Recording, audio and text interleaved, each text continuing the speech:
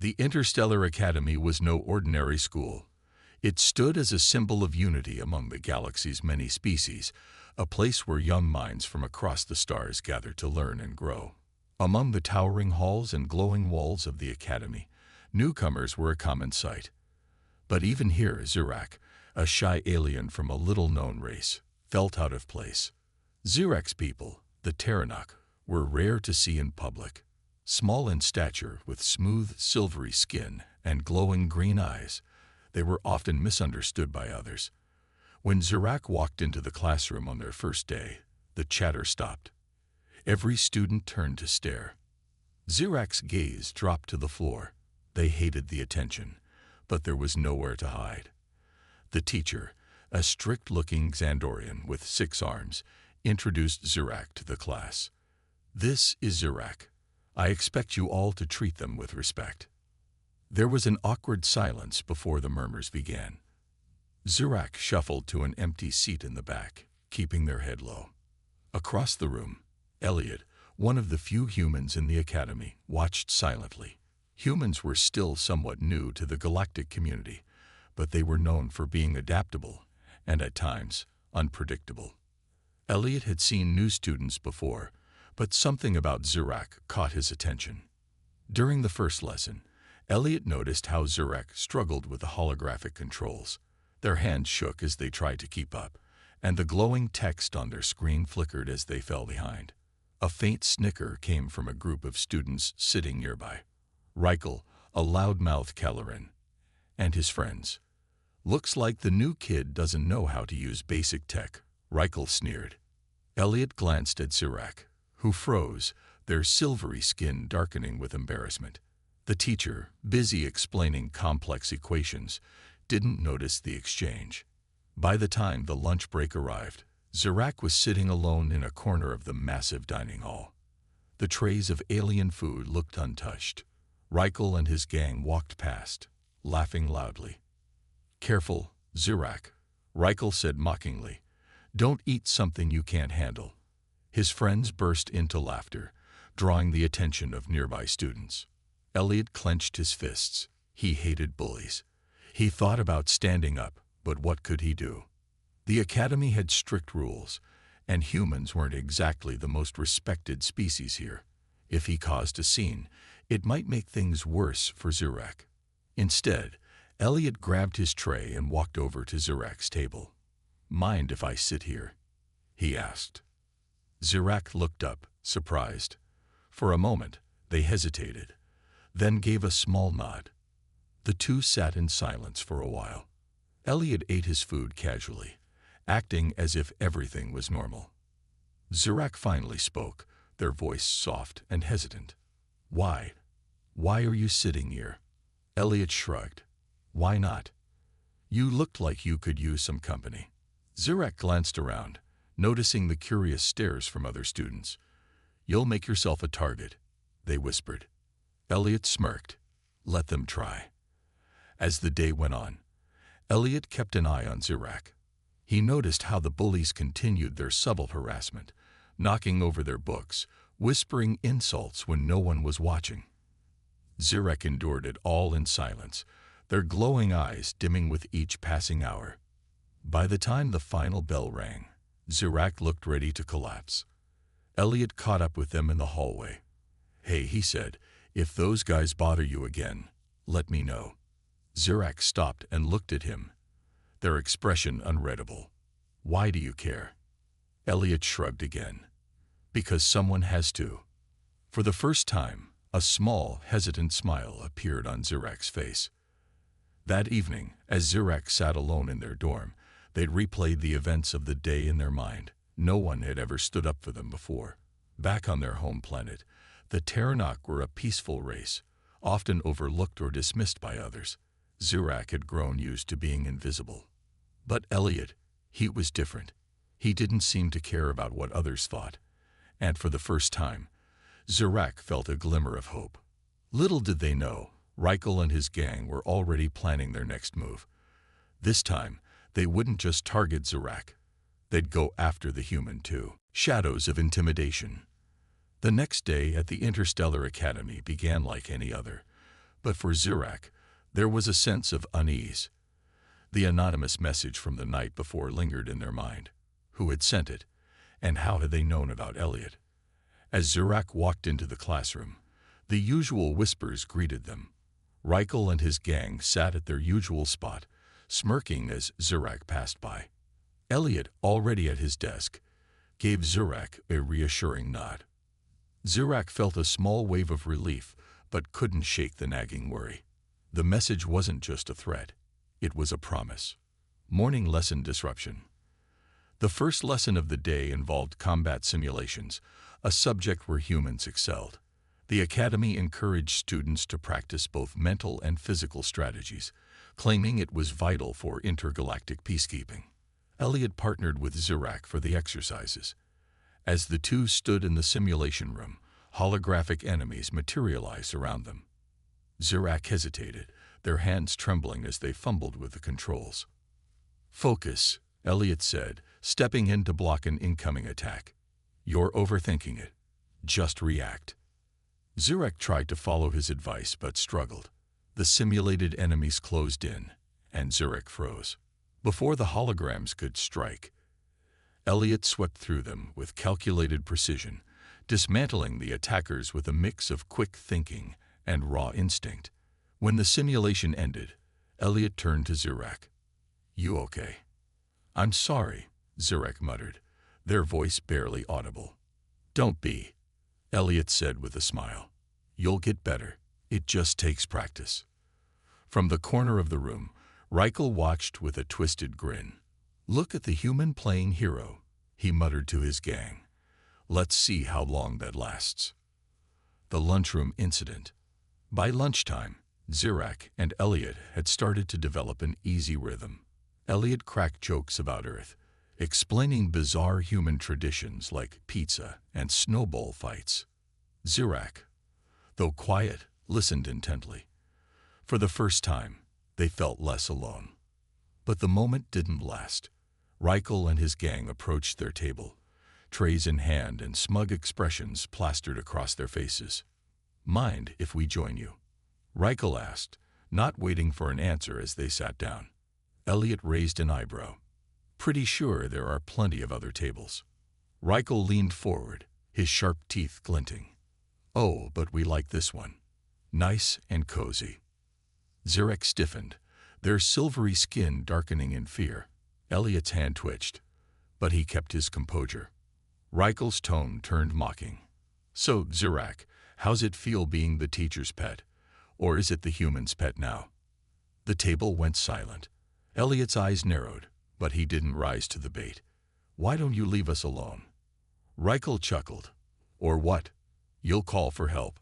Humans love playing heroes, but you're all the same, weak when it really matters." Elliot leaned back, a confident smirk on his face. "Weak," says the guy who needs a gang to feel strong. Reichel's grin faltered. The tension at the table grew thick, drawing the attention of other students nearby. The first warning. Later that day, Elliot and Zurak walked down the corridor toward their next class. Zurak remained quiet, their gaze fixed on the floor. "You can't let them get to you," Elliot said. "They won't stop," Zurak replied softly. "They never do." Elliot sighed. "Then we don't let them win." As they turned a corner, a holographic display flickered to life on the wall. It showed a distorted image of Reichel, his voice cold and menacing. "Zurak, Elliot, this is just the beginning. Watch your backs." Zurak froze, panic flashing in their glowing green eyes. How did they? Elliot quickly scanned the area. The display vanished as suddenly as it appeared, leaving no trace. "Looks like they're stepping up their game," he muttered. Zurak hugged themselves, their small frame trembling. "Maybe you should stay away from me. It's not safe." Elliot shook his head. "Not a chance.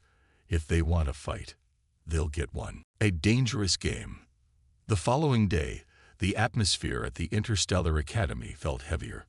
Whispers of the lunchroom incident and the ominous warning spread among the students. Zurak and Elliot tried to maintain a sense of normalcy, but the unease lingered like a shadow, a lesson in courage. The day's first class involved a group exercise in diplomacy, a skill every student needed to master for intergalactic peacekeeping missions. Groups of 3 were assigned to resolve hypothetical disputes between alien factions. Elliot and Zarak were paired with Reichel, much to their dismay. "Looks like we're working together," Reichel sneered, his tone dripping with sarcasm. Elliot shot him a warning glare. "Let's just get through this." The scenario involved 2 alien tribes fighting over limited resources. The goal was to find a peaceful resolution without escalating the conflict. Zarak hesitated to speak, their nerves getting the better of them. Elliot stepped in, presenting a plan that involved resource sharing and cooperation. But Reichel deliberately disrupted the discussion, dismissing Elliot's ideas and ignoring Zarak altogether. "Typical human," Reichel scoffed. "Always pretending to know what's best for everyone." Zarak finally found their voice. "At least Elliot is trying to solve the problem.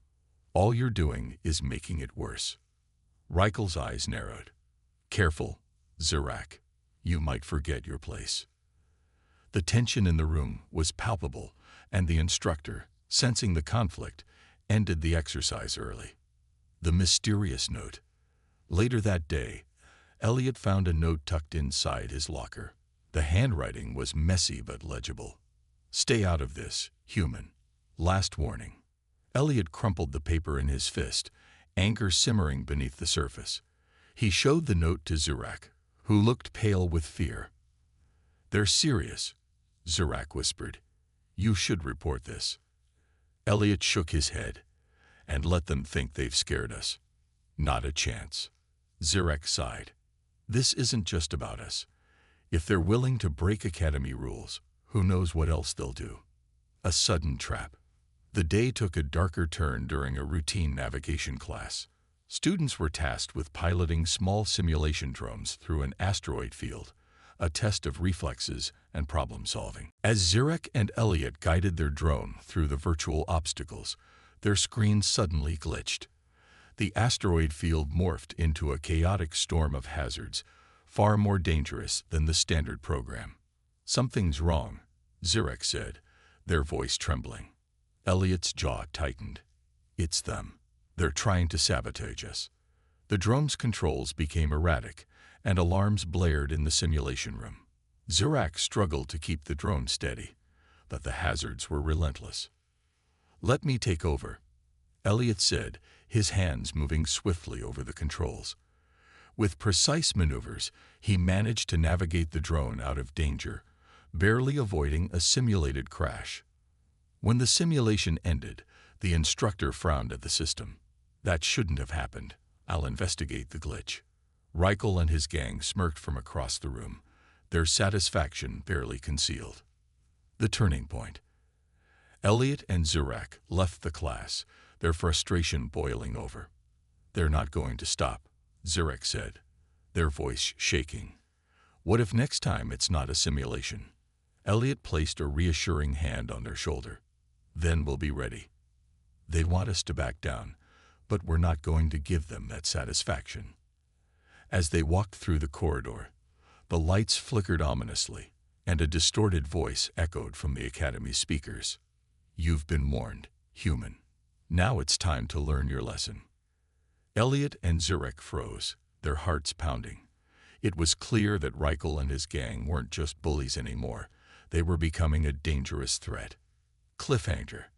In a hidden chamber beneath the Academy, Reichel stood before a stolen piece of alien technology, his gang watching with anticipation. "Let's see how brave the human is when the stakes are real," Reichel said with a sinister grin, activating the device. The Academy's alarms began to wail, signaling the start of something far more dangerous than anyone could have anticipated. The Interstellar Academy's usual hum of activity was replaced by chaos. Alarms blared throughout the halls as students and faculty scrambled to identify the source of the disturbance. Zarak and Elliot stood frozen in the corridor, their expressions a mix of fear and determination. The hidden threat. A faculty member's voice crackled through the intercom. Attention all students, remain in your classrooms. Security teams are investigating an unauthorized activation of restricted technology. Elliot glanced at Zirak. Restricted technology. What are they up to? Zirak shook their head, their eyes darting nervously. Whatever it is, it's not good. If Reichel and his gang are involved. They are, Elliot interrupted, his tone firm. I saw their smug faces after the simulation. They've been planning something bigger. The duo decided to head to the Academy's control center, defying orders to stay put. Elliot's instincts told him that waiting would only give Reichel more time to carry out his plan. The chase. As they navigated the winding corridors, they spotted members of Reichel's gang lurking near the control center. The gang noticed them immediately and began pursuing them through the academy. Elliot grabbed Zirak's arm. Run. They sprinted down a series of hallways, dodging stunned students and skidding around corners. Zirak's smaller frame struggled to keep up, but Elliot refused to leave them behind. Why are they after us? Zirak panted. Because we're the only ones standing in their way, Elliot replied. The gang was gaining on them, their footsteps echoing ominously. Elliot spotted an open maintenance hatch and quickly pulled Zirak inside. They held their breaths as the gang ran past, oblivious to their hiding spot. Discovery in the dark. The maintenance tunnels beneath the academy were dimly lit and eerily quiet. Zirak's breathing was shallow as they clung to Elliot's side. What now? Zirak whispered. Elliot activated his wrist comm to pull up a map of the tunnels. We need to find out what they're doing. The control center is too obvious. If I were them, I'd hide in the lower levels. As they moved deeper into the tunnels, they stumbled upon an old storeroom. Inside, they found pieces of stolen alien technology scattered across the floor, parts of the device Reichel had activated. Zirak examined the equipment with wide eyes. This isn't just restricted technology. It's a prototype from the Haler Empire. How did they even get this? Elliot clenched his fists. They must have smuggled it in. But why? The answer came in the form of a holographic display that activated as Zirak accidentally triggered a switch. A projection of Reichel appeared, his face twisted with malicious glee. By the time you see this, it'll already be too late. This academy was built to unite species, but all it does is dilute strength. The Haler Empire thrives on power, and we're about to show everyone what real strength looks like. The revelation. The hologram detailed Reichel's plan to use the stolen device to disrupt the Academy's security systems, creating chaos that would undermine its purpose and sow distrust among its students. Zirak's voice trembled. If he succeeds, it could lead to intergalactic conflict. The Academy could fall apart. Elliot's jaw tightened. Then we stop him, but we'll need help. They recorded the hologram as evidence and set out to find a way to alert the faculty without Reichel's gang catching on. The first confrontation. As they left the storeroom, they were ambushed by two of Reichel's gang members. Elliot quickly stepped in front of Zirak, his fists clenched. "Stay behind me," he said firmly. One of the gang members sneered. "You should have minded your own business, human. Now you'll regret it." Elliot didn't wait for them to make the first move. He lunged forward, catching the larger of the two off guard with a solid punch. The other gang member charged at Zirak, but Zirak, fueled by adrenaline, managed to dodge and strike back with surprising accuracy. The scuffle was brief but intense. Elliot and Zirak managed to overpower their attackers, tying them up with utility cables they found nearby. Into the lion's den. The vibrations beneath the academy grew stronger with each passing moment, a subtle but insistent reminder of the ticking clock. Elliot and Zirak moved swiftly through the maintenance tunnels, the stolen device's energy signature guiding their path. Both knew that failure wasn't an option, not when so much was at stake. A dangerous plan. "We can't just keep running around," Zirak said, clutching the hologram projector they had taken from the storeroom. "Reichel's already ahead of us." Elliot paused and looked at Zirak. What do you suggest? We can't exactly walk into his lair unprepared. Zurak hesitated before speaking. What if we let them think we've given up? Reichel thrives on ego. If he thinks he's won, he'll let his guard down. Elliot raised an eyebrow. And how do we make him think that? Zurak activated their comm device by broadcasting this message to him directly.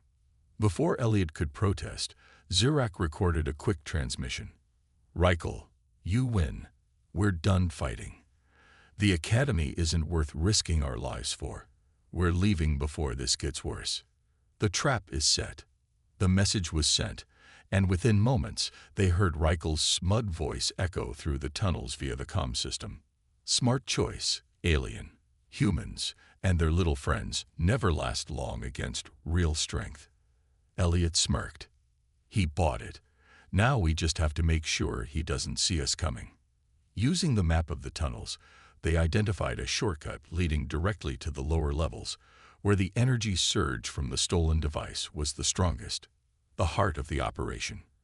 As they approached the hidden chamber, they heard voices. Reichel and his gang, laughing and boasting about their plan. Elliot motioned for Zurak to stay back as he peered into the room. The stolen Heller prototype sat in the center, pulsating with energy. Reichel stood beside it, his claws tapping rhythmically against the control panel. Around him, his gang monitored displays showing the Academy's security systems failing one by one. Elliot whispered to Zurak, "We need to disable that device. Can you hack into it?" Zurak nodded, their hands shaking slightly. "I'll need time. Keep them distracted." A bold move. Elliot stepped into the chamber, his presence drawing immediate attention. Well, Reichel sneered, his eyes narrowing. The human couldn't resist playing the hero. Elliot shrugged nonchalantly. "What can I say? I'm stubborn like that." Reichel gestured to his gang. "Get him." Elliot charged forward, his movements quick and deliberate. He dodged the first attacker's swing, using their momentum to throw them into a nearby console. Another gang member lunged at him, but Elliot countered with a sharp kick, sending them sprawling. Zurak's courage. While Elliot fought, Zurak slipped into the chamber unnoticed. They'd reached the device and began working on its interface. The unfamiliar Haler technology was complex, but Zurak's keen mind quickly deciphered the basics. Come on, Zurak muttered, their fingers flying across the controls. As the device's energy levels fluctuated, Reichel noticed Zurak's presence. His expression twisted with rage. "You," he bellowed, moving toward them. The turning point. Elliot saw Reichel heading for Zurak, and tackled him before he could reach them. The two grappled on the floor, Reichel's strength giving him an advantage. "You're out of your league, human," Reichel growled, pinning Elliot down. Elliot gritted his teeth. "Maybe, but at least I'm not a coward who picks on the weak." Reichel's momentary hesitation was all Elliot needed. Using a quick maneuver, he broke free and landed a solid punch to Reichel's jaw, sending him reeling. Meanwhile, Zurak finished their work. The device's hum grew louder before abruptly cutting off, its energy dissipating. Victory, for now. The lights in the chamber flickered as the Academy systems began to stabilize. The gang members, realizing their plan had failed, started retreating. Reichel, still dazed, glared at Elliot and Zurak. "You think you've won. This isn't over." Elliot stood tall, helping Zurak to their feet. "Maybe not, but it's over for now."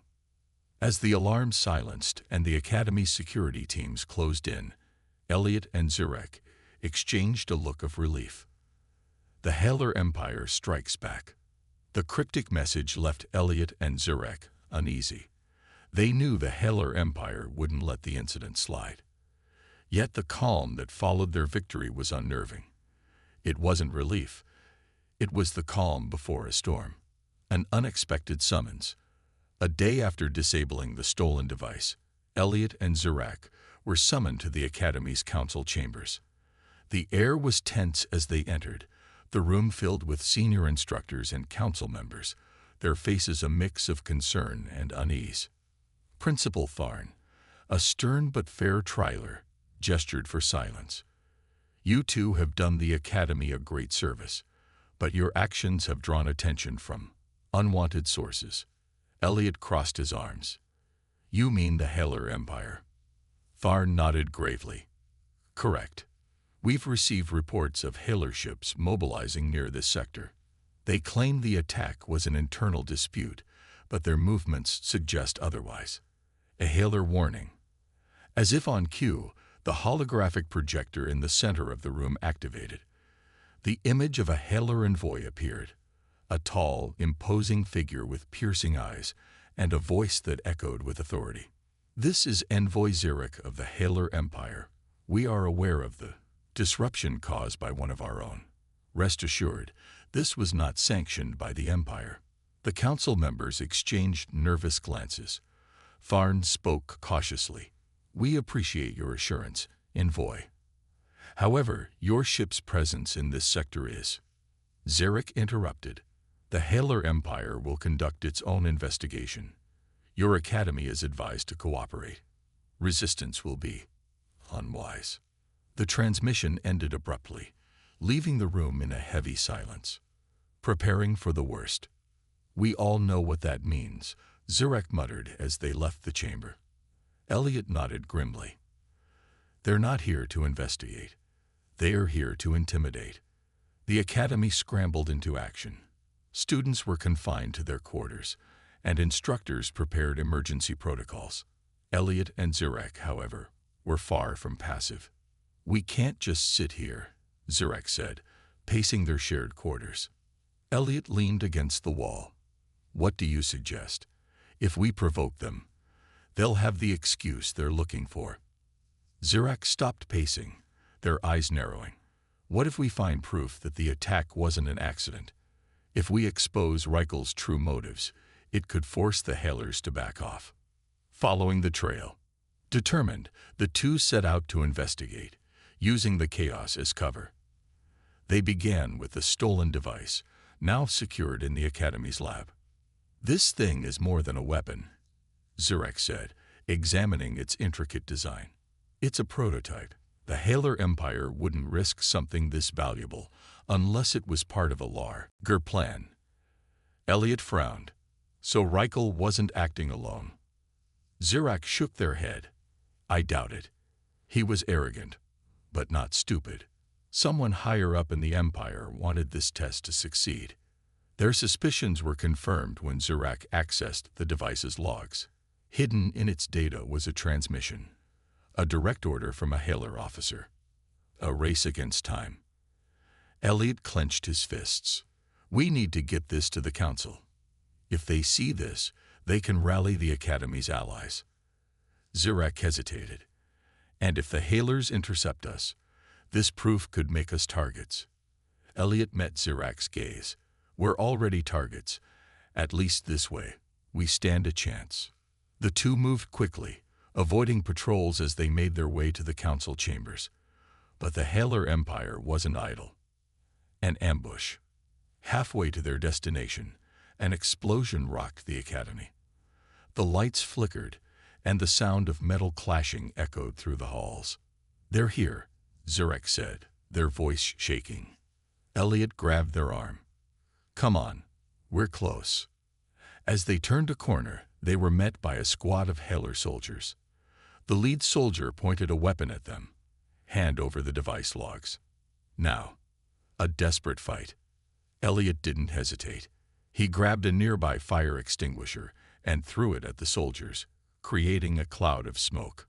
Run, he yelled to Xeric. The two sprinted down the hallway, the sound of pursuing soldiers close behind. Xeric clutched the datapad tightly, knowing it was their only chance to expose the Halars' plans. They burst into the council chambers, breathless but determined. The reveal. Xeric held up the datapad. We have proof. The attack wasn't a rogue act. It was planned by the Halar Empire. The council members quickly analyzed the logs. Tharn's face darkened as the evidence played out. This changes everything, he said. Prepare the Academy's defenses. We're not surrendering without a fight." Elliot and Zurek exchanged a determined look. The Halar Empire thought they could intimidate the Academy, but they had underestimated the resolve of a human and their alien friend. Cliffhanger. As the Academy braced for battle, another transmission came through. This time, it wasn't a warning. It was a declaration. "You've meddled in Halar affairs for the last time. Prepare for annihilation." The screen went dark, leaving the council chamber in tense silence. Elliot clenched his fists. "If they want a fight, we'll give them one." Standing against the Empire. The Academy had become a fortress overnight. Defensive barriers hummed with energy, and every able-bodied student and instructor was armed and ready. In the midst of the chaos, Elliot and Zurek stood side by side, their resolve stronger than ever. The Halar Armada approaches. The sky above the Academy darkened as Halar warships descended. Their formation was precise, a display of power meant to intimidate. From the lead ship, another message came through. "This is Commander Velos of the Halar Empire. You have one chance to surrender the stolen device and those who defy the Empire. Resist, and we will show no mercy." Principal Tharn replied firmly, his voice steady despite the tension. "This Academy is neutral ground. If you attack, you violate every galactic treaty." Commander Velos sneered. "Treaties are meaningless when compared to the might of the Halar Empire." Elliot's plan. In the war room, Elliot and Zurek watched the exchange on a monitor. Zurek's claws tapped nervously against the table. They're not bluffing. They'll destroy everything to get what they want. Elliot's mind raced. Then we give them what they want, on our terms. Zurek's eyes widened. "What do you mean?" Elliot leaned closer. "We use the device to lure them into a trap. They're arrogant, overconfident. If we can make them think they're about to win, we might have a chance to turn the tide." A risky strategy. The council debated Elliot's plan. Many were hesitant, but with the Halars closing in, they had no better options. Tharn finally nodded. "It's dangerous, but it's our only chance. You'll lead the operation, Elliot." Zurek stepped forward. "We'll lead it. I'm not letting him do this alone."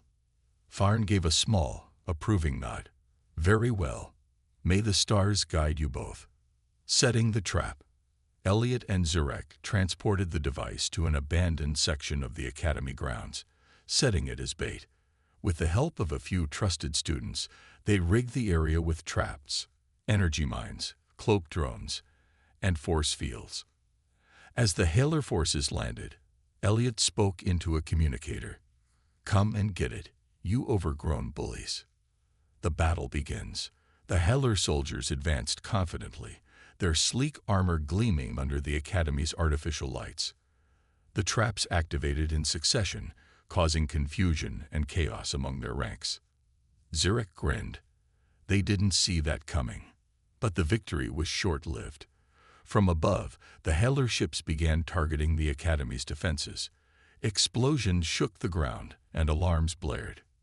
Elliot clenched his fists. "We need to hold out until the Council can send reinforcements." A desperate stand.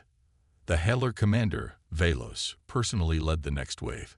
His voice boomed over the battlefield. "You think you can defy the Empire? Your defiance will be your downfall." Elliot and Zurek stood their ground, rallying the students and staff. They fought fiercely, using their knowledge of the terrain to outmaneuver the Halars. But the enemy was relentless. For every Halar soldier they defeated, more seemed to appear. An unexpected ally. As hope began to wane, a transmission came through. It was a fleet of allied ships, led by Zurek's homeworld. "You are not alone," the captain's voice declared. "The Halar Empire's tyranny ends today." The allied ships descended, engaging the Halar forces in a spectacular aerial battle. On the ground, the combined forces of the Academy and their allies began to push back. A final confrontation. Elliot and Zurek faced Commander Velos in a tense showdown near the device. The commander's imposing figure towered over them. but neither backed down.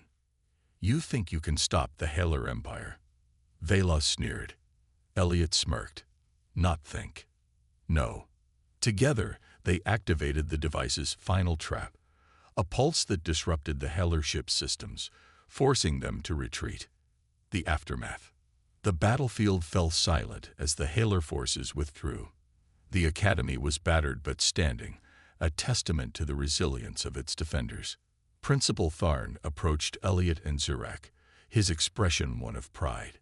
You've done more than save this Academy. You've shown the galaxy that unity is stronger than fear. The warning. The Galactic Council's massive fleet hovered above Earth, casting ominous shadows across the blue and green planet. Hundreds of warships formed a dark barrier in orbit, their sleek, metallic hulls gleaming under the sun. The fleet commander, High Admiral Zorath, stood on the bridge of the flagship Eclipse. His cold, reptilian eyes glared at the planet below. Send the transmission, Zorath ordered, his voice calm but full of menace. The communication officer nodded and activated the ship's interstellar broadcast. Across Earth's surface, every screen, every device, flickered to life with the image of the High Admiral. People of Earth, Zorath began, his voice echoing with authority. You have been deemed a threat to the order of the galaxy. The Galactic Council demands your unconditional surrender. If you comply, your people will be spared, and your planet will be integrated into the Council's rule. Resistance will lead to your destruction. For a moment, there was silence. Earth seemed still, as if the entire planet held its breath. The response came just minutes later, but it wasn't what Zorath expected. A single human figure appeared on the Council's broadcast channel.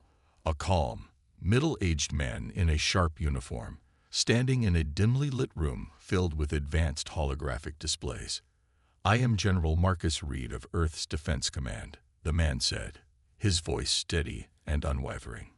We hear your demands, and this is our answer. Do not mistake our silence for weakness. Zorath's eyes narrowed, and a murmur spread across the bridge of the Eclipse. The audacity of these humans. Zorath had conquered dozens of worlds for the Council, and never once had anyone spoken to him with such defiance. General Reed, Zorath said, activating a direct channel to Earth. Your bravado will only hasten your destruction. You cannot possibly stand against the Council's might. Reed's expression didn't waver. We know what the Council stands for: oppression and control. You've underestimated us. That will be your first mistake. Before Zorath could respond, the transmission cut off, leaving the bridge in silence. Moments later, a technician on the flagship called out, his voice tinged with panic. Admiral, we're detecting an energy surge from the planet's surface. What kind of surge? Zorath snapped, stepping closer to the technician's console. It's targeting our fleet. Before Zorath could issue an order, a brilliant pulse of energy erupted from Earth. It wasn't an explosion. It was something far more precise. The energy wave washed over the fleet, and one by one, the Council's ships began to flicker and lose power. Systems went dark, lights dimmed, and the hum of engines faded into silence. On board the Eclipse, Zorath stared in disbelief as his flagship's advanced systems failed. The bridge's holographic displays went blank, and the ship's artificial gravity fluctuated, sending crew members stumbling. What is happening? Zorath roared. The technician's voice was trembling. It's an EMP weapon, sir, but on a scale we've never seen before. It's disabled every ship in the fleet. Zorath clenched his fists, his claws digging into his palms. Impossible. How could primitives like them develop such technology? From the observation deck, Zorath looked out at Earth. The planet seemed calm, its continents and oceans glowing softly under the sunlight. But now, it felt more like a predator watching its prey. On Earth, deep within a fortified underground base, General Reed stood among his officers, watching the fleet's reaction on a massive screen. The room was filled with tension, but Reed's expression was calm. They've underestimated us, Reed said, his voice firm. That's our greatest advantage. One of the officers, Colonel Hayes, turned to Reed. Do you think they'll back down? Reed shook his head. The Council won't back down. They see us as an example. If we defy them, others will follow. They can't afford to lose their control over the galaxy. Dr. Elena Carter, a leading scientist, stepped forward. The EMP worked as planned, but it's only a warning. If they attack again, we'll need more than just one trick. Reed nodded. That's why we've been preparing for years. The Council doesn't know what we're capable of yet. And when they do, it'll be too late for them. Back on the Eclipse, Zorath slammed his fist onto the console, cracking the surface. Admiral, a trembling officer said, our fleet is dead in the water. We have no power, no weapons, and no communication. Send a distress signal. Zorath growled. We can't, the officer replied. The EMP disrupted everything. We're stranded. Zorath's eyes burned with fury.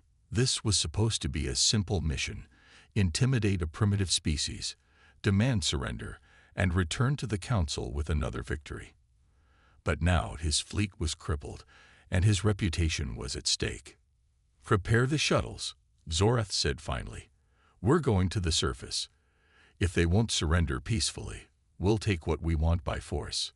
Earth's secret weapon. The Galactic Council's fleet remained stranded in Earth's orbit, their massive ships lifeless and dark. On board the flagship Eclipse, High Admiral Zorath paced furiously, his reptilian tail swishing behind him. Each minute that passed without power felt like a blow to his pride. The Council had sent their strongest fleet to subjugate Earth, yet here they were, helpless. Admiral, a technician stammered. Preliminary scans suggest the energy surge wasn't just an EMP. It carried a unique frequency designed to infiltrate and disable our systems entirely. We're not sure how to counter it. Zorath's claws scraped against the console.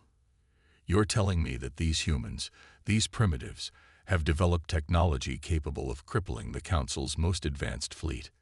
The technician swallowed nervously. Yes, sir. And it's unlike anything we've encountered before. Zorath turned to the viewing window, glaring at the peaceful planet below. They've declared war on the Council, he hissed, and they will pay for it.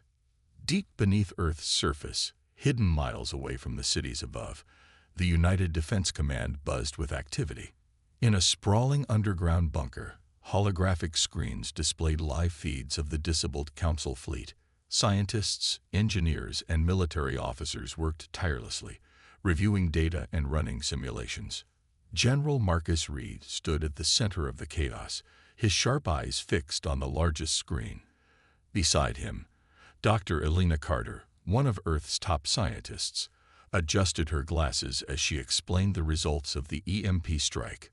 The energy wave was a success, she said. It didn't just disable their ships. It infiltrated their systems, corrupting their code. It'll take them days, maybe weeks, to restore functionality.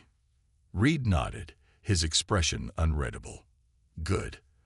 That gives us time. But we can't rely on just one weapon. The Council will adapt, and when they do, they'll come at us with everything they've got. Colonel Hayes, standing nearby, crossed his arms.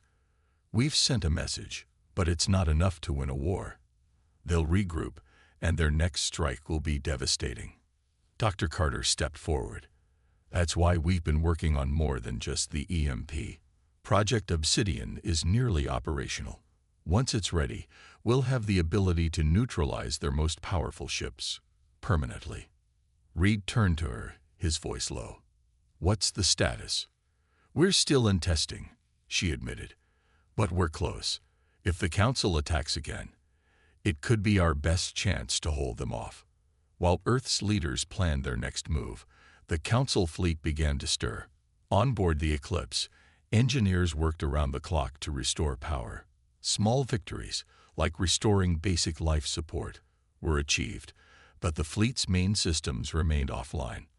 Admiral, one of the officers reported, our ground sensors are detecting unusual activity on Earth's surface. They're using energy signatures we don't recognize. Zoreth frowned. What kind of activity? The officer hesitated. It's hard to say. But it appears they're testing weapons, large-scale ones. Zoreth's eyes narrowed. So, the humans are not only capable of disabling our fleet, but are preparing for war. Interesting. He turned to his second-in-command, a towering insectoid named Velrix. Send a reconnaissance team to the surface. I want to know what these humans are hiding. Velrix clicked his mandibles. It will be done, Admiral. As the Council prepared to send scouts, Earth's underground command center was already anticipating their next move. They'll send reconnaissance units, Reed said, addressing his team. They won't attack blindly again, not after what just happened. We need to ensure that they find nothing. Or better yet, we give them something to find. Dr. Carter smirked. A trap.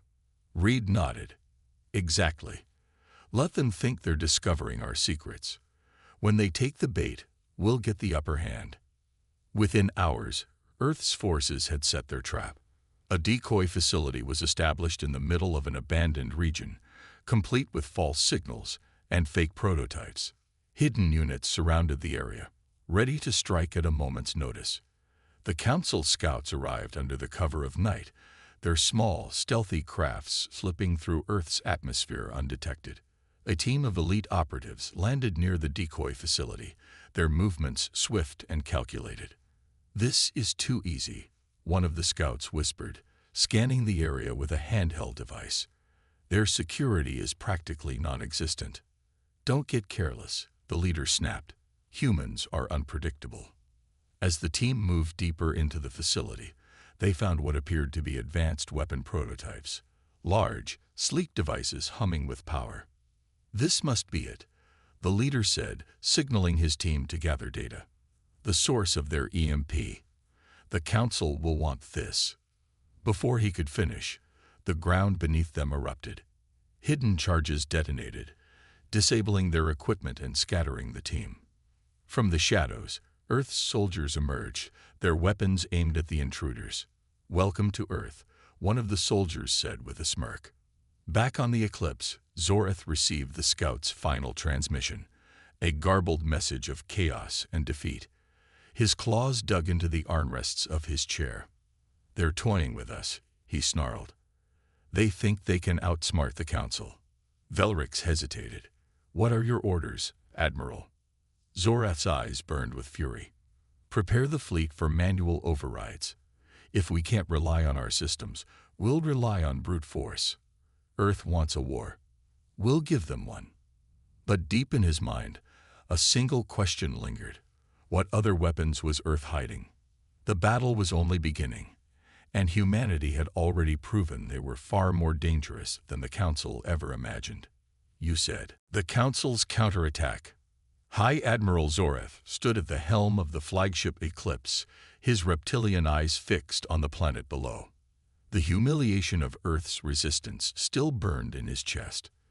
First, their EMP weapon had rendered the fleet helpless. Then their trap had obliterated an elite reconnaissance team. But Zoreth was no stranger to adversity. He had conquered dozens of worlds for the Galactic Council, each one falling to his strategic brilliance. Earth would be no different. Velrix, he barked, turning to his second-in-command. Is the fleet ready for manual override? Velrix, the insectoid tactician, nodded. Our systems are still compromised, but we've bypassed the core AI. The fleet can be operated manually, though it will reduce efficiency. That's acceptable, Zoreth growled. Order the fleet into formation. We'll strike with overwhelming force. Humanity's defiance ends today. On Earth, deep within the United Defense Command, General Marcus Reed stood in the war room, studying holographic projections of the Council fleet. They're moving, Dr. Elena Carter reported, her voice tight with tension. The fleet is powering up. They'd found a way to bypass the EMP's effects. Reed frowned. How long until they're fully operational? Not long, Carter replied. And when they are, they'll hit us with everything they've got. Colonel Hayes leaned forward, his arms crossed. We need to deploy Project Obsidian now. Reed hesitated. Project Obsidian was Earth's most advanced weapon, a device capable of generating a localized gravitational field strong enough to crush even the largest Council ships. But it was untested in combat.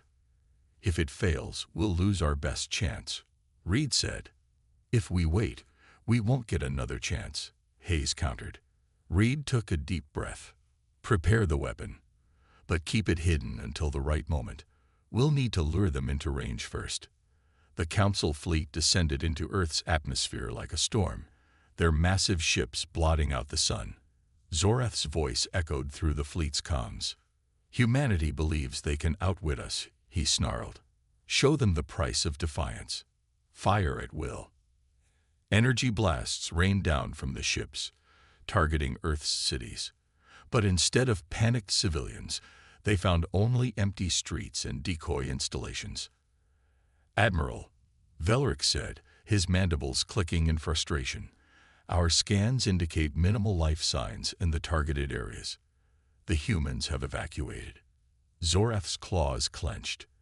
They're playing games again. Where is their command center? Find it.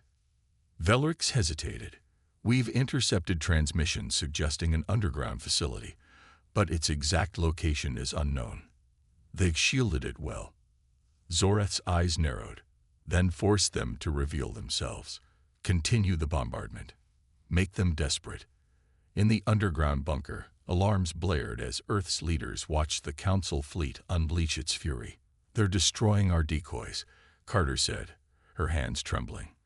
But it's only a matter of time before they find us. Reed remained calm, his mind racing. That's what we're counting on. The more they focus on finding us, the less they'll notice what we're doing. He turned to a group of technicians. Is Project Obsidian ready? A young engineer nodded. The device is fully operational. We've calibrated it to target the Council's flagship. Reed's lips tightened into a grim line. Good. Now we just need to get them into position. Meanwhile, aboard the Eclipse, Zorath grew increasingly agitated. Despite their overwhelming firepower, Earth's forces remained elusive. Admiral, Velric said, perhaps we should withdraw and reassess. The humans are clearly. Enough. Zorath roared. I will not retreat from this. This dirtball. Deploy the ground troops. If we can't bring them to us, we'll flush them out ourselves. Velric hesitated but obeyed. Dropships launched from the Council fleet, descending toward Earth like falling stars. Earth's forces watched the descent on their screens. They're deploying ground troops, Hayes said, his tone grim. Reed smirked. Perfect. That'll split their focus. They'll be too busy coordinating their troops to notice the trap we've set. He turned to Carter. Activate the bait signal. Make it look like we're transmitting from the surface. Carter nodded, her fingers flying across the keyboard. A powerful signal burst from a remote location, mimicking Earth's command center. Zorath's ship picked up the signal almost immediately. Admiral, Velric said, his antennae twitching. We've located the source of the human transmissions. It's coming from a surface facility. Zorath's lips curled into a predatory grin. Finally, target it with everything we've got. Wipe them out. The fleet turned its weapons toward the decoy location, their energy cannons glowing ominously. But as the first blasts hit the ground, a massive energy surge erupted from below. Hidden beneath the decoy site was Project Obsidian. The gravitational weapon activated, sending a concentrated wave of force toward the Eclipse. On the Eclipse, alarms screamed as the ship shuddered violently. What's happening? Zorath roared. Admiral. Velric shouted, clutching a console. We're caught in a gravitational field. It's pulling us apart. Zorath stared at the view screen in horror as sections of the ship began to collapse under the intense pressure. In the command bunker, cheers erupted as the Eclipse disintegrated on the screen. We did it, Carter exclaimed. Reed remained stoic. This is just one battle. The Council will regroup, and they'll come back even harder. But now, they know what we're capable of. He turned to his team, his voice firm. Prepare for the next phase. This war is far from over. Above Earth, the shattered remains of the eclipse drifted into the void, a silent testament to humanity's resilience and ingenuity. For the first time in centuries, the Galactic Council had tasted defeat. But for Earth, the fight was only beginning. The Council's new strategy. The remnants of the eclipse drifted lifelessly in orbit around Earth, the destruction of the flagship sending shockwaves through the Galactic Council fleet. Inside the surviving Council ships, chaos reigned. Officers scrambled to assess the damage, repair their systems, and understand how the humans had unleashed such devastating power. High Admiral Zorath, now commanding from the backup vessel Dominion, paced furiously in the dimly lit war room. The loss of the eclipse had been a crippling blow, not just to their fleet, but to the Council's pride. They've humiliated us twice, Zorath hissed, his claws scraping the edge of the control table. The Council will demand answers. They'll want to know how we allowed primitives to outsmart us. Velrix, ever composed despite the tension, clicked his mandibles thoughtfully. Admiral, humanity's strength is not in their numbers or technology, but in their adaptability. They thrive in chaos. Then we take away their chaos. Zorath snapped. We will crush them with precision and control. He gestured toward a holographic map of Earth. Begin targeting their resource hubs. Factories, power plants, communication relays. Cripple their infrastructure. Without these, they cannot fight. Back on Earth, General Reed was already anticipating the Council's shift in tactics. In the war room of the United Defense Command, he stood before his officers, the holographic display showing new activity from the Council fleet. They're no longer targeting decoys, Reed said, his tone grim. They're focusing on strategic resources. They want to starve us of the ability to fight back. Colonel Hayes frowned. We can't protect every site, General. Their firepower is too overwhelming. Reed nodded. That's why we won't try to. Let them think they're winning. Dr. Elena Carter, sitting at the edge of the table, leaned forward. Are you suggesting we let them destroy our infrastructure? No, Reed replied, a slight smirk playing on his lips. I'm suggesting we make them think they're destroying our infrastructure while we prepare the real counterstrike. He turned to Hayes. Deploy mobile defense units to key locations. They'll evacuate personnel and equipment before the attacks. Then we'll leave behind false readings to make it look like the sites are still operational. Hayes grinned. Decoys again. I like it. Reed's gaze hardened. This time, we'll make it cost them. The Council fleet began its assault, striking Earth's power grids, industrial zones, and supply chains with ruthless precision. Explosions lit up the planet's surface as towering factories crumbled and energy plants erupted in fireballs. But Zorath noticed something strange. Admiral, Velrix reported, his voice uncertain. Our scans show minimal resistance at these sites. It's almost as if they've abandoned them. Zorath finished, his eyes narrowing. These sites were empty, weren't they? Velrix hesitated. The destruction appears genuine, but the energy signatures are irregular. The humans may be attempting to deceive us again. Zorath growled. If they think they can keep playing these games, they're mistaken. Focus our efforts on their remaining strongholds. Force them out of hiding. Meanwhile, Earth's leadership monitored the situation closely. In the underground command center, Reed reviewed the destruction reports with a calculated eye. They're taking the bait, Elena said, relief evident in her voice. For now, Reed replied. But Zorath isn't a fool. He'll realize the truth soon enough. Hayes leaned against the console, crossing his arms. And when he does, Reed's smirk returned. That's when we hit them where it hurts. He pointed to the holographic map, which highlighted the Council fleet's current formation. They've overextended, Reed explained. Their forces are spread thin, trying to cover too many targets at once. That makes them vulnerable. We're going to use our orbital railguns to take out their forward command ship. Carter's eyes widened. The railguns haven't been tested against their armor. If they fail, they won't, Reed said firmly. We've upgraded their power output. They'll punch through. Zoreth, aboard the Dominion, was growing restless.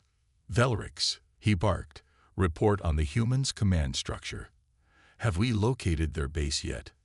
Velrix shook his head. No, Admiral. They've hidden it well. However, their resistance has been suspiciously light. It's possible they're regrouping for a counterattack.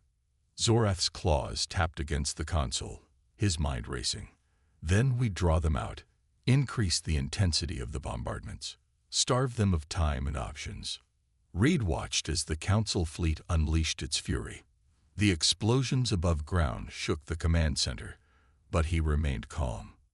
They're getting desperate, Hayes said, glancing at the tremors on the screen. Good, Reed replied. Desperation makes them predictable. He turned to Carter. Activate the orbital railguns. Target their forward command ship. Let's remind them who they're dealing with. High above Earth, hidden in plain sight among the wreckage of old satellites, Earth's railgun platforms powered up. Massive coils began to glow, and the energy buildup sent a hum reverberating through the void. On the Dominion, an officer shouted, Admiral, unusual energy readings detected near the debris field. What? Zoreth snapped, rushing to the console. His eyes widened as he realized the danger. It's a trap. Evasive maneuvers. But it was too late. The first railgun shot ripped through the hull of the Dominion, slicing through its command deck like a hot knife through butter.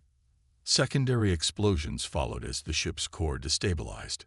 The Council fleet scrambled in disarray, their flagship now a burning wreck. Cheers erupted in Earth's command center as the railgun strike hit its mark. That'll teach them, Hayes said with a wide grin. Reed, however, remained serious. This isn't over. They'll regroup, and they'll come back even angrier. But we've sent them a message.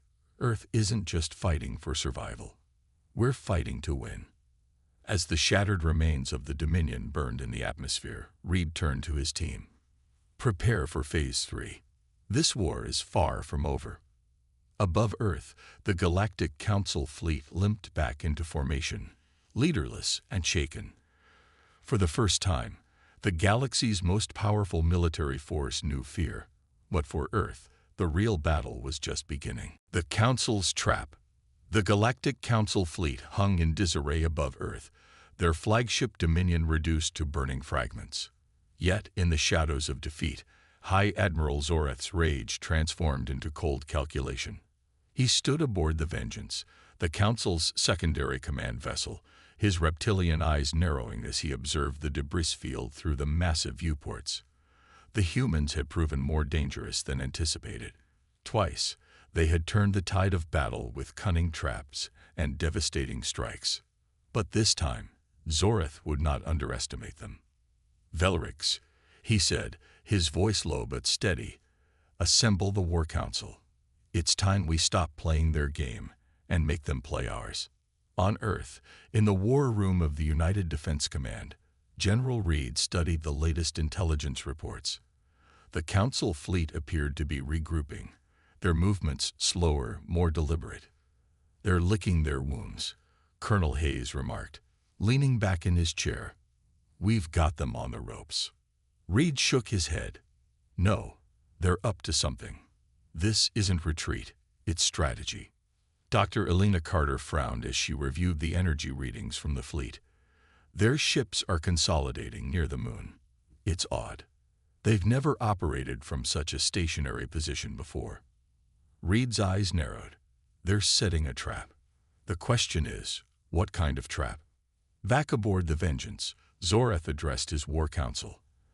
The gathered officers, a mix of insectoid tacticians, avian strategists, and amphibious engineers, listened intently as he laid out his plan. The humans rely on deception and adaptability, Zoreth began. They thrive on outsmarting their opponents. We will turn their strengths against them. He activated a holographic display, showing Earth's orbital railgun platforms. Their greatest weapon is their orbital defense system. It has crippled our fleet and destroyed 2 of our flagships. We will make it useless. Velarix tilted his head, his antennae twitching. How, Admiral? By giving them a target too tempting to ignore, Zoreth replied, his lips curling into a sinister grin. We will create the illusion of a critical weakness, an exposed fuel depot on the far side of the moon. When they take the bait, we will destroy them with a focused strike. Earth's intelligence teams quickly intercepted encrypted Council transmissions. Though partially scrambled, the messages hinted at a vulnerable installation near the moon. Reed studied the decoded fragments, his gut telling him it was too good to be true. It's bait, he said flatly. Hayes raised an eyebrow. How can you be so sure? If it's real, we can cripple their fleet further. It's too perfect, Reed replied. The timing, the location, it all screams trap. Carter hesitated before speaking. But if it's not a trap, and we don't act, we could miss a critical opportunity. Reed leaned back, thinking carefully. Then we'll spring their trap, on our terms. Under the cover of darkness, Earth launched a decoy strike team, a mix of unmanned drones and stealth bombers. Their mission was simple: approach the supposed depot and provoke the Council's reaction. Meanwhile, the real strike force, led by Earth's most advanced stealth frigate, Shadowfang, would flank the Council fleet from the opposite side. This will either be our greatest victory or our biggest mistake, Hayes muttered as he watched the holographic projections. Reed didn't respond, his focus entirely on the unfolding operation. As the decoy team approached the moon, alarms blared aboard the Vengeance. Admiral, Velarix exclaimed, human forces have been detected near the fuel depot. Zoreth's eyes gleamed with triumph. Perfect. Activate the ambush fleet. Surround them and eliminate them all. Dozens of Council ships emerged from the dark side of the moon, their weapons primed. They descended on the decoy team, obliterating the unmanned drones in a hail of energy blasts. But something was wrong. Admiral, a communications officer said nervously, these readings, the human vessels are unmanned. What? Zoreth roared. At that moment, an alert flashed on the console. Admiral, Velarix shouted. Enemy ships detected behind us. It's the real attack force. The Shadowfang and its fleet emerged from stealth, their weapons already locked on the Council's rear guard. The first volley tore through unprepared Council ships, ripping apart their formations. Explosions lit up the dark side of the moon as Earth's forces pressed the advantage. In the war room, cheers erupted as the holograms showed the Council fleet scattering. We've got them, Carter exclaimed. Reed raised a hand, silencing the celebration. Not yet. Zoreth is still out there. He's not the kind to flee without a fight. As if on cue, the hologram displayed the Vengeance turning to face the Shadowfang. Aboard the Vengeance, Zoreth refused to admit defeat. Concentrate all firepower on their lead ship, he commanded. If we take out their flagship, the rest will fall apart. Velarix hesitated. Admiral, our forces are spread thin. If we do it, Zoreth snapped. On the Shadowfang, Captain Thorne calmly issued orders. Maintain evasive maneuvers. Keep their fire focused on us while our allies target their engines. The Vengeance unleashed a relentless barrage, its weapons lighting up the void. The Shadowfang danced through the chaos, evading most of the blasts but taking heavy hits. Shields at 40%, a crew member reported. Thorne clenched her jaw. Hold steady. This ends now. Earth's strike fleet, seeing the Vengeance exposed, concentrated their fire on its engines. One by one, the massive ship's thrusters exploded, leaving it adrift. Inside the command center, Zoreth stared at the flickering screens, his defeat finally sinking in. Admiral, Velarix said quietly, we must retreat. Zorath growled but gave the order. Pull back. This isn't over. As the remnants of the Council fleet retreated, Earth celebrated another victory. But General Reed's expression remained grim. They'll be back, he said softly. And next time, they'll bring everything they have. He turned to his team. We've won the battle, but the war is far from over. Prepare for Phase 4. We're not just surviving. We're fighting for the future of humanity. Above Earth, the battered Council fleet limped into the void, leaving behind another reminder of humanity's resilience and refusal to bow. Humanity's resolve. The Galactic Council's retreat left Earth battered but defiant. Fires burned across cities, factories lay in ruins, and communication networks flickered with instability. Yet, amidst the chaos, a quiet determination spread like wildfire among humanity. In the United Defense Command's underground headquarters, General Reed stood at the center of the war room. The room buzzed with activity as officers and analysts worked tirelessly, their screens filled with data on Earth's next steps. Reed addressed his team, his voice steady but firm. The Council's retreat isn't a victory. It's a warning. They're regrouping, and when they return, they'll come with everything they have. We cannot let them dictate the next battle. Colonel Hayes leaned forward, studying the scattered wreckage of Council ships still orbiting Earth. Their retreating fleet left debris fields everywhere. We can salvage their tech and reverse engineer it. It might give us an edge. Dr. Elena Carter nodded in agreement. We've already started analyzing their wreckage. Their energy shields, propulsion systems, even their weaponry. It's decades ahead of us, but we can adapt it. Reed's gaze hardened. Good. We'll use their arrogance against them. But tech alone won't save us. We need to unite the planet. Every nation, every person must know what's at stake. Meanwhile, in the vast emptiness of space, High Admiral Zorath sat in the dimly lit command chamber aboard the Salvation, a newly arrived Council dreadnought. The retreat had been a bitter pill to swallow, but Zorath's mind was already crafting the next move. The humans are more resourceful than anticipated, Velrix admitted, standing at Zorath's side. They've exploited every weakness we've shown. Zorath's claws scraped against the armrest of his chair. Then we show them no weakness. We strike not just their forces but their will. If they resist, we break them. If they adapt, we crush them. He activated a holographic map of Earth, focusing on densely populated areas. Target their cities, their civilians. We'll make them fear us. Fear breeds obedience. Velrix hesitated. Admiral, such actions could unite them further. Humans are known to rally under pressure. Zorath's eyes glinted coldly. Then let them rally. It will make their eventual destruction all the sweeter. Back on Earth, Reed prepared to address the world. In a broadcast transmitted from the depths of the command center to every screen, radio, and device still operational, his voice carried a message of unity and defiance. People of Earth, Reed began, his face illuminated by the glow of the camera. We faced the unimaginable. The Galactic Council came to conquer us, to erase us. But we've proven that humanity doesn't kneel. Scenes of resistance played across the broadcast. Engineers rebuilding factories, civilians volunteering for defense forces, and soldiers standing guard amidst the ruins. Reed's voice rose with conviction. They think they've broken us. They think fear will destroy our resolve. But they've underestimated us. We are Earth. We are humanity. And we will fight not just for survival, but for victory. In the weeks that followed, Earth transformed into a fortress. Salvaged Council technology became the foundation of a new generation of weapons and defenses.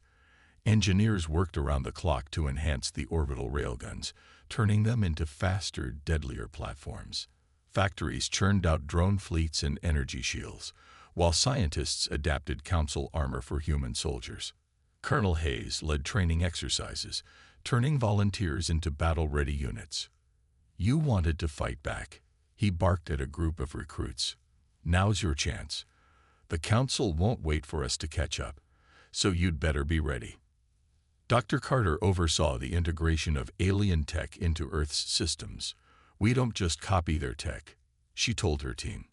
We make it better, faster, stronger. Show them what human ingenuity can do. In orbit, Zorath's fleet loomed, now reinforced by warships from distant Council territories. The Salvation dwarfed its predecessors, its weaponry capable of annihilating entire cities in one strike. Velric stood beside Zorath, watching as the fleet prepared for its next assault. Admiral, intelligence suggests the humans are adapting rapidly. Their defenses will be stronger this time. Zorath smirked. Let them fortify. Let them think they have a chance. When we return, we will not fight them. We will annihilate them. The day of reckoning arrived faster than anyone expected. Earth's sensors detected the Council fleet breaking orbit around the moon, heading directly for the planet. The command center buzzed with tension as officers scrambled to prepare the defenses. They're coming in force, Carter reported. This isn't a raid. It's an extermination fleet. Reed's jaw tightened. Then we meet them head-on. As the Council fleet entered Earth's atmosphere, the sky burned with fire and energy. Orbital railguns roared to life, tearing through the vanguard of the invasion force. Drones swarmed the skies, intercepting enemy fighters with surgical precision. But the Council fleet was relentless. Beams of destructive energy rained down on Earth's cities, obliterating entire districts in moments. In the command center, Reed barked orders. Redirect railgun fire to their carriers. Take out their command structure. Hayes coordinated ground defenses. Deploy anti-air batteries. Don't let them gain a foothold. Amidst the chaos, humanity's resolve shone brighter than ever. Soldiers and civilians fought side by side, their courage unmatched. Engineers worked under fire to repair damaged systems, and medics risked their lives to save others. Above it all, the Shadow Fang emerged from stealth, its weapons aimed at the Salvation. Captain Thorne's voice crackled over the comms. This is for Earth. As the first barrage struck the Salvation, Zorath's expression darkened. He knew this battle would not end quickly or cleanly. On the ground, Reed watched the sky burn with determination in his eyes. Hold the line, he told his team. This isn't just a battle for Earth. This is a battle for our future. As the Council fleet pressed harder, humanity's defiance only grew stronger. The fight was far from over, but one thing was clear. Earth would not fall without a fight. The final stand. The skies above Earth burned with the glow of destruction. The Galactic Council fleet had thrown everything they had into the battle. Massive carriers unleashed wave after wave of fighters.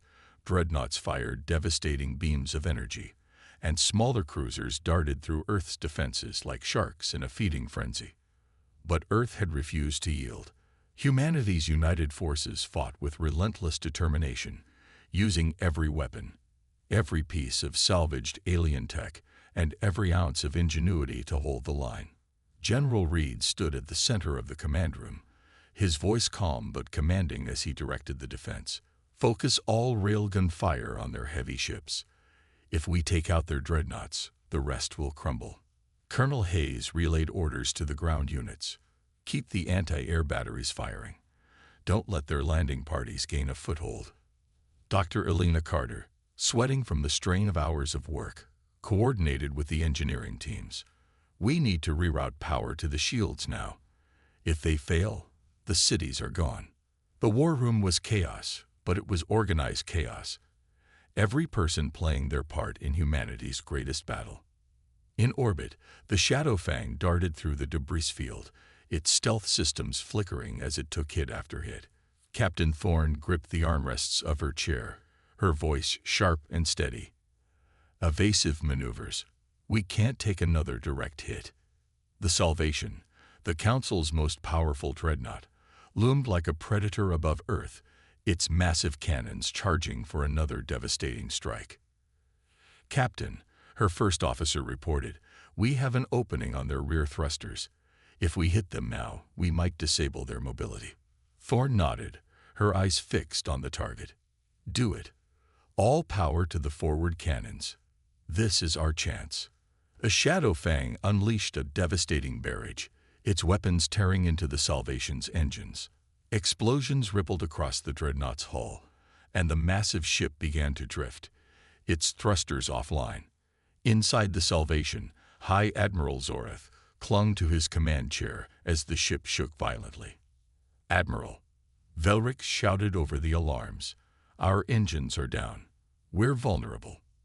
Zorath's face twisted in fury. "Activate the core override. If we're going down, we're taking them with us." Velric hesitated.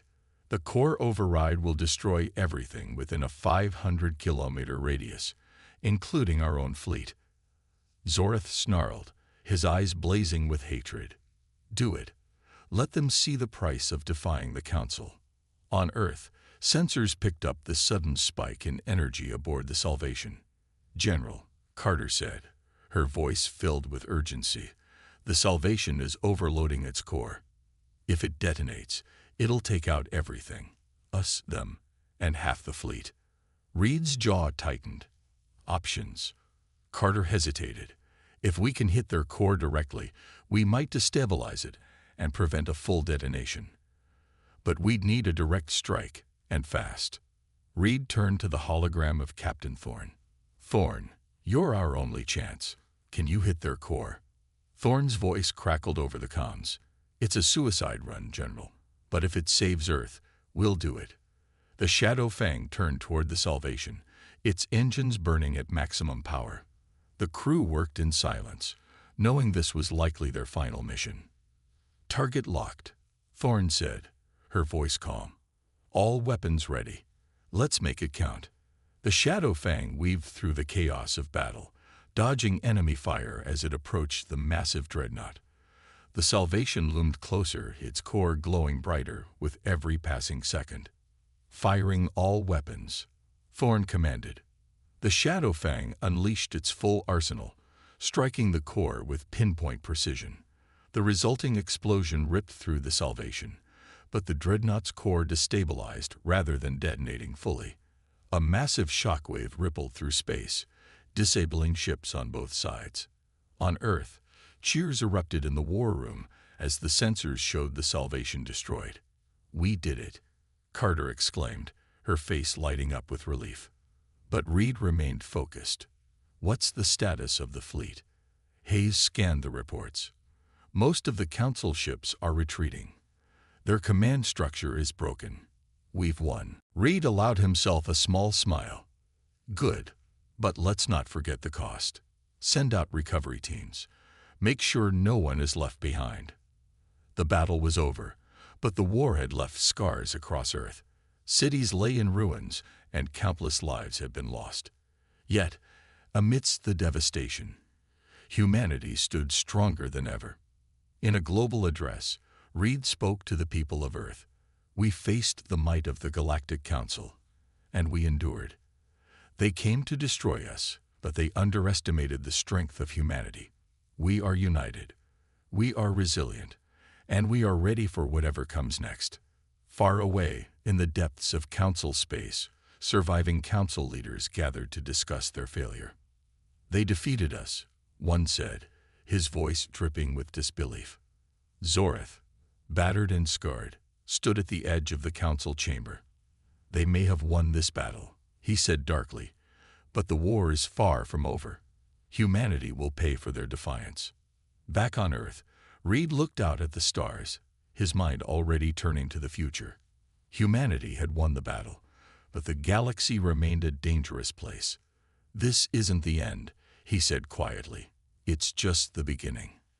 And with that, Earth prepared not just to survive, but to rise.